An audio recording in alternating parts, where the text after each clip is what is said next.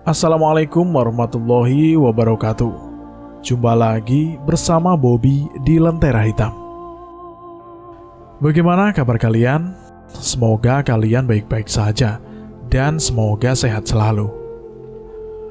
Untuk kesempatan hari ini, kami mau menceritakan sebuah kisah dengan judul Petaka Sebuah Kehangatan.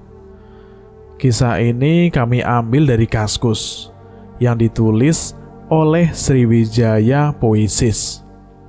Terima kasih buat penulis yang sudah mengizinkan kami untuk menceritakan kisah ini. Tidak usah lama-lama, kita langsung saja menuju ke ceritanya.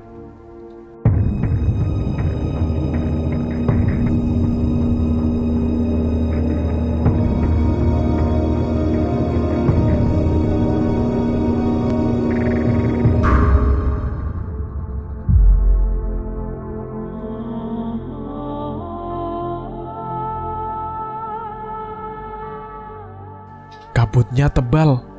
Aku gak bisa melihat pemandangan dari sini, tutur Eli sambil berdesis pelan. Biasa, bentar lagi juga hilang tuh kabut. Anginnya kencang, jadi kan tenang saja. Matahari kian terik, tapi kabut masih saja menyelimuti Candi Ceto. Hari ini kami semua terlambat bangun.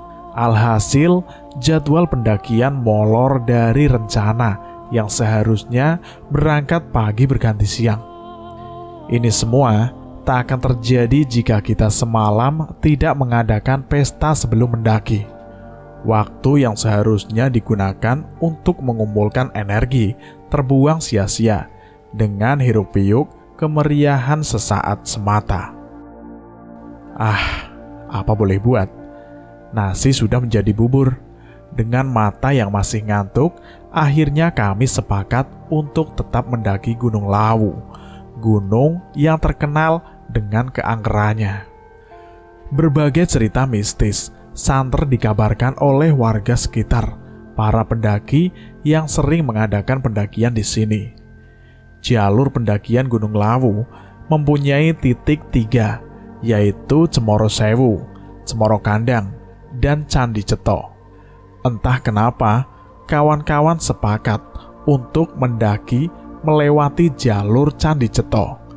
Padahal dari kabar yang beredar, jika Candi Ceto mempunyai jalur yang sulit. Selain karena medan, jalannya curam, banyak tebing yang harus dilewati. Konon katanya, jalur ini adalah jalur menuju titik Pasar Setan. Meski jalur Ceto adalah jalur terpendek untuk mendaki, justru memiliki medan terberat dalam hal pendakian. Pasar Setan wilayah di Lawu yang santer diceritakan, tapi tak ada satu orang pun yang tahu letak persisnya berada di mana. Dari cerita yang beredar, dalam masyarakat Pasar Setan terletak di sekitar pos 5, bila ditempuh dari jalur Cemoro Kandang. Mendengarnya saja bulu kuduku merinding, apalagi jika benar-benar berada di dalamnya dan menyaksikan secara langsung atau secara kasat mata seperti apa Pasar Setan itu. Pasti aku bisa semaput. Sebelum memasuki kawasan pendakian, kaki sudah dibuat lelah karena harus menaiki anak tangga yang entah beberapa tingkatnya untuk sampai ke puncak candi. Ada jalur lain yang memudahkan untuk dilewatinya. Sayangnya, kawan-kawan lebih memilih lewat yang sini. Jadi mau tak mau, aku harus mengikuti kemauan mereka. Walaupun hati pingin menjerit bilang tidak. Apa mau dikata, ya manut saja. Teman-temanku memang lebay. Untuk apa coba harus susah payah naik tangga setinggi ini jika ada jalur yang lebih mudah? Mengekspos pemandangan, itu alasan mereka. Setengah jam lebih kami menaiki anak tangga hingga sampailah di puncak candi, yaitu Kuil Saraswati. Di dalam kuil tersebut terdapat sebuah kolam atau mata air. Menurut penuturan si penjaga kuil, barang siapa yang membasuh wajah di sana atau membersihkan diri, bakal mendapat rahmat atau wahyu. Namun hal seperti itu bagiku kurang bisa dipercaya. Bukannya tak percaya sih pada mitos, tapi entah bagaimana logika ini seolah menampik mitos tersebut. Ingat anak muda, jika kalian mendaki nanti, jaga sikap, baik perbuatan dan perkataan. Jangan mendaki sekitar jam 5 sore atau berjumlah ganjil, tutur seorang lelaki tua kepada kami. Dengan serentak, kami pun menganggukkan kepalanya. Tandanya aku mengerti. Sudah pukul jam 11 siang. Sepakat kami beristirahat sebentar untuk makan siang dan menunggu selesai waktu zuhur datang. Barulah meneruskan perjalanan. Angin kian berhembus kencang, sementara sang surya terik memanggang, tapi udara terasa sejuk. Kabut berlahan menghilang terbawa angin. Usai zuhur, kami melanjutkan perjalanan. Kami seolah disambut oleh burung jalak gading. Sepanjang perjalanan, burung itu terus mengikuti kami. Tidak beberapa lama, sampailah ke pos pertama. Aku mengambil botol mineral untuk mengusir dahaga. Dengan hawa dingin, kian terasa beruntung, hari cerah sehingga udara yang menusuk pori-pori ini tidak begitu terasa. Nanti di pos 2, kita langsung lanjut ke pos 3 aja ya, agar sebelum maghrib sudah sampai ke sana. Di mana menurut kalian? Tanya Fikar kepada kami. Istirahat dulu lah Fik, aku capek nih, imbuhku sambil menata pernafasan. Tenaga seakan terkuras habis, padahal baru saja di pos 1. Rasa ngantuk letih seketika menghajar tubuhku. Ini pasti efek kurang tidur semalam, gumamku pada diriku sendiri. Oke deh, kita istirahat dulu di sini sebelum lanjut. Imbuhnya memberi instruksi. Aku, Eli, dan Yaya mengangguk pelan. Baru beberapa menit kami istirahat. Tiba-tiba langit berubah warna. Mendung mendadak datang, tak lama berselang, gerimis pun turun membasahi bumi. Duh, gerimis lagi. Langitnya gelap juga. Gimana nih? Jadi lanjut atau kita di sini dulu menunggu langit berubah warna? Sepertinya cuaca tak mendukung. Kita berhenti di sini saja dulu ya, mendirikan tenda sambil menunggu hujan reda, ucap Yaya. Semua serentak untuk menanti cuaca cerah kembali. Sampailah maghrib menjelang, hujan kian deras. Tak ada tanda-tanda akan reda. Akhirnya kami memutuskan untuk bermalam di pos 1 dan perjalanan dilanjutkan esok pagi. Hawa dingin menyeruak ditambah hujan deras kian membuat suasana seperti es. Sesekali kabut datang menghalangi pandangan, tapi tak menyurutkan kami untuk beraktivitas di bawah hujan. Atas bantuan petugas di pos penjagaan, kami menumpang membuat makanan serta menyajikan minuman panas untuk menghangatkan badan kami. Tapi malam kian larut. Dedaunan, rembutan, juga pepohonan yang basah akibat tangisan langit itu masih terdengar meneteskan sisa guyuran hujan. Aku menggigil hebat, seolah sendi tubuh kakiku. Teman-teman nampak kebingungan melihatku yang terus menggigil, tak kunjung berhenti. Mereka mendekapku, menyelimuti badan ini dengan selimut berlapis tebal. Sayangnya, itu tak cukup membuat tubuhku hangat. Bahkan minuman panas pun tak mampu membuat raga ini berhenti menggigil. Eli dan Fikar keluar tenda. Mereka berpamitan untuk mencari bantuan, untuk meminta kayu bakar kering agar dapat digunakan sebagai penghangat badan. Aku mengangguk tanda setuju. Sementara Yaya tetap di tenda. Ia bertugas untuk menjagaku. Entah mengapa, tiba-tiba jantungku berdegup lebih kencang. Perasaan was-was tiba menjalar. Yaya menatap diriku dengan tatapan aneh. Matanya tidak berkedip, saat melihat diri ini. Berlahan tapi pasti, ia membukakan kain tebal yang menutupi tubuhku. Awalnya aku merasa tak nyaman dan canggung melihat bahasa mata Yaya seolah mengatakan jika aku harus menurut kepadanya. Dengan rasa tak karuan dan setengah pasrah, aku diam saja saat Yaya membuka selimut di badanku. "Kamu percaya padaku kan, Kay?" tanyanya meyakinkan. Entah apa yang merasuki pikiranku. Tanpa bicara sepatah kata pun, ku tatap matanya intens, seolah pasrah dengan keadaan yang akan terjadi. Angin berhembus kencang, kabut pun menebal. Suhu badanku semakin menurun, bila dipegang sudah seperti es. Bibir ini pun membiru. Kedinginan ini sebagai penyakit yang menggerogoti jiwaku. Tanpa ragu, Yaya mulai melakukan sesuatu. Kesadaran ini menipis bahwa diri terhanyut oleh suasana. Malam kian kelam, hawa dingin pun semakin menusuk pori-pori kulit. Terdengar dari luar suara burung jalak, serta burung hantu menyuara seolah menyaksikan apa yang tengah terjadi di antara kami. Entah dapat kekuatan dari mana, kesadaranku mulai kembali. Aku tersentak, terperanjat dan bangun dari tempat asal, melihat diri yang sudah tak patut dipandang.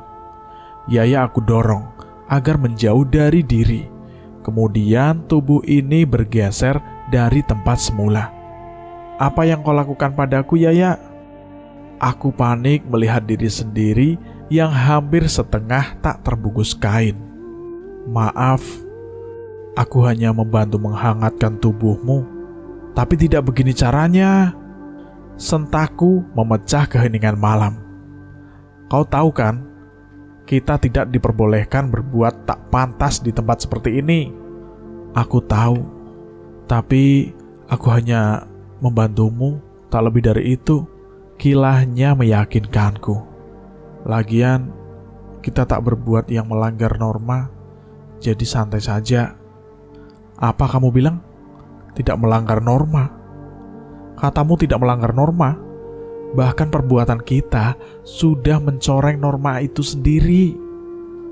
"Hai, ayolah, kita tak berbuat apa-apa, hanya sentuhan kecil saja, dan karena itu kau tak lagi menggigil. Benar bukan? Jadi, akui saja hal itu." Jawabnya enteng, namun justru membuatku kian tersulut amarah. Tanpa banyak berbicara lagi, aku berbenah diri, kemudian keluar tenda dengan perasaan dongkol, muak, benci, bahkan jijik pada diri sendiri. Hujan telah benar-benar reda. Suasana hening, hanya ada nyanyian jangkrik, kodok, dan beberapa hewan lain sering saut-sautan, seolah menertawakan diri ini, dan aku merasa jijik pada diri sendiri, karena begitu mudahnya terbuai oleh rasa semu yang hampir menjerat diri pada lubang nista. Risau campur aduk tak karuan, seperti sedang putus asa. Di tengah kegalauan, akhirnya kuputuskan untuk mencari Fikar dan Eli. Tidak lama, aku pun bertemu mereka. Eli dan Fikar nampak heran melihatku. Eli, Fikar saling melempar pandang dan mengangkat bahu.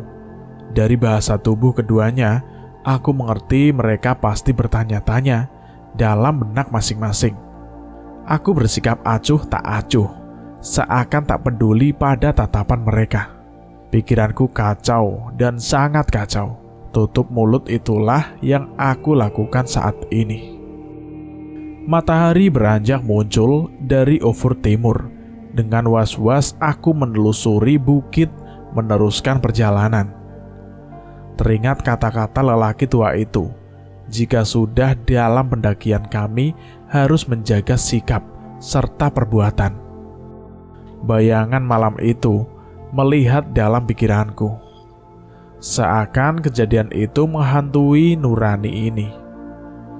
Sekuat tenaga, menampik setiap memori yang melintas di benak ini, dengan tetap fokus dan berpikir positif. Tetap saja hal itu seolah menjadi momok bagi diri sendiri. Perjalanan dari pos 1 ke pos 2 dilalui sekitar 45 menit. Hari masih pagi, tanpa istirahat, kami terus melanjutkan perjalanan hingga ke pos selanjutnya. Setelah melewati jalan yang menanjak, sampailah kita pada pos 3. Aku amat takjub melihat pemandangan sekitar. Udara sejuk seolah melonggarkan paru-paruku. Ditambah suasana sekelilingnya. Wow, sungguh luar biasa indahnya. Saking terpesonanya, aku tak sadar jika Yaya tengah berdiri di sampingku. "Kayla, maafin aku ya." "Iya ya. Sejak kapan kamu di sini?" "Baru kok, Kai." "Maaf ya, Kai, untuk kejadian semalam. Aku gak bermaksud berbuat macam-macam kepadamu. Sungguh." Gitu ya." Gumamku acuh tak acuh membuang muka masam. Sesak dada tiba-tiba datang. Aku seolah-olah tercekat oleh keadaan. Antara kikuk dan bingung. Tidak tahu harus berbuat apa. "Jadi kamu maafin aku apa enggak, Kai?" "Jujur ya, aku marah padamu. Bahkan ada benci tertanam di hati ini. Kau tahu kan, kita sekarang berada di mana? Dan perbuatanmu saat itu sungguh membuatku jijik dengan diri sendiri. Jika kau keberatan saat itu, kenapa tak menghindar? Justru terkesan menerima." Entahlah, aku sendiri juga tidak tahu. Mungkin karena efek kedinginan yang hebat. Itu makanya tanpa sadar aku bisa berbuat demikian. Jika aku katakan aku menyukaimu, bagaimana? "Hah?" Aku terkejut. Pandangan kualihkan pada Yaya. Tak habis pikir, kenapa pemuda itu bisa dengan mudah bilang hal demikian di tempat seperti ini. "Kau gila." Aku menghela nafas panjang. Hampir saja keceplosan berkata yang tak pantas. "Jadi, apa maksudmu, Kai?" Ya ampun, cowok ini kenapa seakan menekanku. Batinku risau. "Ya, kita berbuat salah. Jadi, aku harap tidak akan ada lagi kesalahan yang lainnya." Aku paham hal itu. Jujur, aku jangan berpikir yang tidak-tidak di tempat seperti ini. Ingat, ini alam liar, bukan rumah atau perkotaan yang bisa seenak hati berputar semuanya. "Ya, aku mengerti kok. Sudahlah, jangan dibahas lagi. Kita gabung saja sama yang lain." Perjalanan pun dilanjutkan. Entah kenapa, hatiku resah gelisah. Kulihat burung jalak terus mengikuti kami, seakan menjadi petunjuk arah jalan. Ketika kami sedang berhenti, si burung itu ikut berhenti, walau agak jauh dari posisi berada. Aku mengutarakan kegelisahan hati ini pada Eli. Bukannya membuatku tenang, wanita semampai itu malah menyentakku dengan sinis. "Udah, jangan ngomongin yang enggak-enggak. Itu cuma perasaanmu aja. Positive thinking dong." Aku hanya bisa menghela nafas dalam-dalam dan mengelus dada. Kenapa Eli jadi berubah begini ya? Padahal biasanya selalu ramah saat mendengar keluh kesah dari orang. Mungkinkah ini efek dari kelelahan yang dirasa saat di perjalanan tadi? Jadi Eli lebih sensitif dari biasanya. Orang bilang, jika kita berada di alam liar, maka rasa peka akan meningkat secara otomatis, serta sisi lain dalam diri kita akan muncul di permukaan tanpa disadari. Apa iya ini sisi lain dari diri Eli? Kami kembali melanjutkan perjalanan. Kali ini, medan yang dilalui lebih berat dari sebelumnya. Selain karena jalan menanjak, juga sempit, kami harus ekstra berhati-hati. Terkala harus melewati tebing yang curam. Di bawah kami membentang jurang teramat dalam. Melihat ke bawah, tubuhku menjadi gemetar. Rasa takut was-was menjalar. Rasa letih menggerogoti raga. Dengan nafas terengah-engah, aku menghentikan langkah, istirahat sejenak. Kakiku menginjak sebuah batu karena licin. Keseimbangan menjadi goyah. Aku tergelincir ke bawah untuk menopang tubuh. Tangan berpegangan pada akar yang menjalar di sekitar. Vika dan Yaya membantuku mengulurkan tangan mereka. Naas, saat Yaya menarikku, ia malah ikut tergelincir ke bawah. Aku pun ikut terperosok, menggelinding ke bawah, dan tubuhku menghantam pohon. Aku mengerang kesakitan, sementara Yaya masih menggelinding membentur batu besar. Ia teriak kesakitan. Aku berusaha bangun. Mata ini terbelalak. Suaraku tercekat, hendak berteriak tapi tidak bisa. Kulihat makhluk mengerikan sedang berada di atas Yaya. Tubuhnya penuh dengan rambut yang menjulur, tapi tak memiliki anggota tubuh bagian bawah. Kukunya tajam dan panjang, lidahnya menjulur keluar. Yaya, aku panik, takut, sekaligus bingung.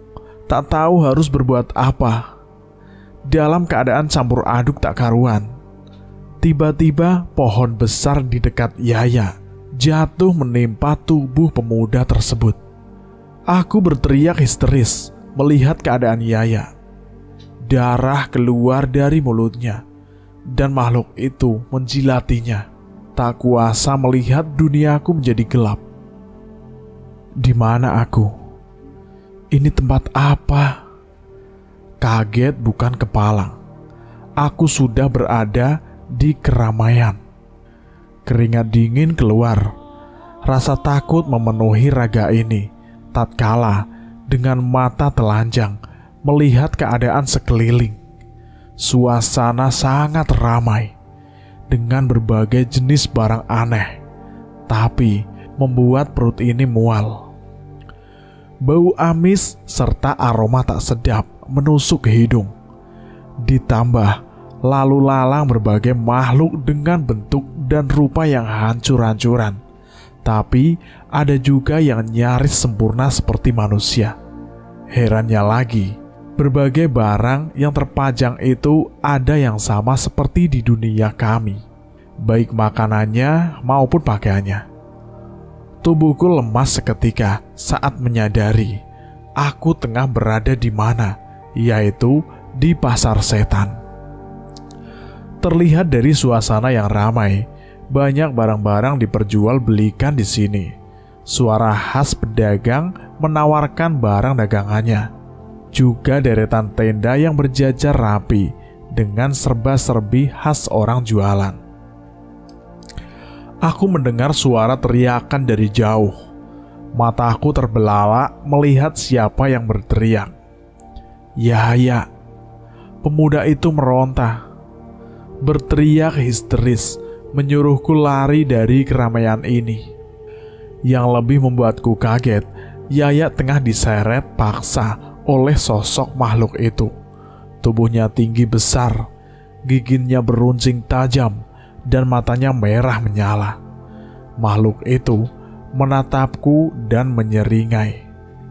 Aku gemetar ketakutan. Aku berteriak kencang, tapi teriakanku seolah tak ada yang mendengar. Bahkan lalu lalang makhluk di sekitar nampak tak acuh dengan keberadaanku. Aku terus saja memanggil-manggil nama Yaya, tapi pemuda itu kian jauh dari tempatku. Air mata ini keluar deras melihat Yaya diseret oleh makhluk tersebut. Keadaannya amat menyedihkan. Aku bingung. Aku panik. Aku tak tahu harus berbuat apa, hendak menolong tapi tidak bisa. Aku melihat burung jalak terbang rendah. Suaranya terus menggema. Lalu aku teringat cerita seseorang sebelum ikut pendakian ini. Jika burung jalak adalah penunjuk arah, langkah terpacu cepat dengan buru-buru, aku menerobos kerumunan makhluk ancur-ancuran tanpa memedulikan sekitar. Pikiranku tak karuan, hanya satu tujuan, keluar dari tempat mengerikan ini. Bulat tekad, apapun yang terjadi, aku harus pergi. Dengan rasa takut teramat dalam, aku menerobos kerumunan makhluk astral tersebut, terus berlari kencang mengikuti suara burung jalak. Di tengah pelarianku, kaki seakan ada yang memegang. Aku terjatuh dan nafas tersengal. Makhluk dengan lidah menjulur itu memegang kakiku. Aku meronta mencoba melepaskan diri. Makhluk mengerikan itu terus mencengkram pergelangan kaki ini sekuat-kuatnya. Ia menyeretku, hendak membawaku secara paksa. Sekuat tenaga, aku berusaha lepas darinya dengan cara menendang-nendang, meronta-ronta, menjerit kencang, melemparkan apa saja di sekitar yang bisa aku ambil untuk menimpuk makhluk tersebut. Setelah melakukan perlawanan singit, akhirnya aku berhasil lolos. Kemudian berlari kencang meninggalkan makhluk dan tempat terkutuk itu. Tenaga habis dibuat berlari. Aku bingung. Aku tak tahu kemana arah hendak dituju. Di tengah kebingungan, burung jalak kembali datang. Terbang rendah. Kemudian aku mengikuti burung tersebut. Saat berlari mengikuti si jalak, tiba-tiba aku tergelincir. Dan aku terbangun, berteriak histeris menyebut nama Yaya. Ketika melihat sekeliling, beberapa alat medis terpasang di tubuhku. Cepat, beberapa orang berpakaian putih mendekatiku. Mereka tampak terkejut. Lalu, mereka melepas beberapa alat medis dari raga ini setelah memeriksa keadaanku untuk memastikan bila aku baik-baik saja. Kayla, seorang wanita bertubuh gempal, memelukku erat. Air matanya tumpah ruah. Aku bingung dengan apa yang sedang terjadi. Berlahan wanita itu melepaskan pelukannya. "Kamu sudah sadar, Nak?"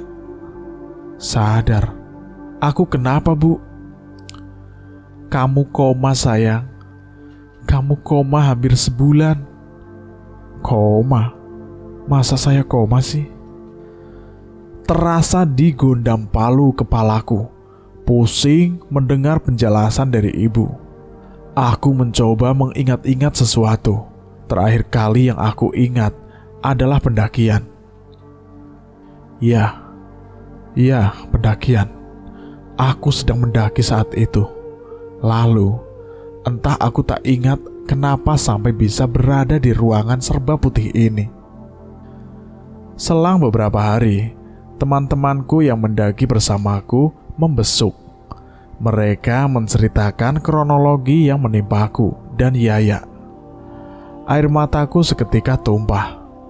Rasa bersalah, sedih, kecewa parah pada diri sendiri bercampur menjadi satu. Andai saja Yaya tidak berusaha menolongku waktu itu, pasti ia berada di sini saat ini. Namun apa mau dikata, arang tak dapat melintang, takdir tak dapat dilerai. Dengan penyesalan teramat dalam, aku sesegukan menangisi kepergian Yaya di alam baka. Cerita ini pun tamat, selesai sampai di sini. Bagaimana buat para pendengar yang sudah mendengarkan cerita ini? Kita ambil positifnya saja. Terima kasih buat teman-teman yang sudah mendengarkan cerita ini. Terima kasih juga buat penulis yang sudah mengizinkan kami untuk membawakan cerita ini. Terima kasih dari saya. Cukup sekian sampai di sini. Wassalamualaikum warahmatullahi wabarakatuh.